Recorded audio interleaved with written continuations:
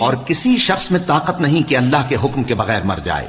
اس نے موت کا وقت مقرر کر کے لکھ رکھا ہے، اور جو شخص دنیا میں اپنے اعمال کا بدلہ چاہے اس کو ہم یہیں بدلہ دے دیں گے، اور جو آخرت میں طالب ثواب ہو اس کو وہاں اجر عطا کریں گے، اور ہم شکر گزاروں کو عنقریب بہت اچھا صلہ دیں گے.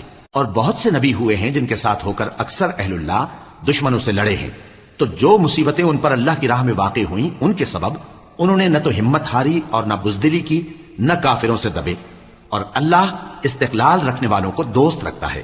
اور اس حالت میں ان کے منہ سے کوئی بات نکلتی تو یہی کہ اے پروردگار، ہمارے گناہ اور زیادتیاں جو ہم اپنے کاموں میں کرتے رہے ہیں معاف فرما، اور ہم کو ثابت قدم رکھ، اور کافروں پر فتح عنایت کر.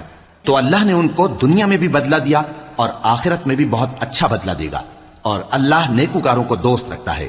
مومنو، اگر تم کافروں کا کہا مان لوگے تو وہ تم کو الٹے پاؤں پھیر کر مرتد کر دیں گے.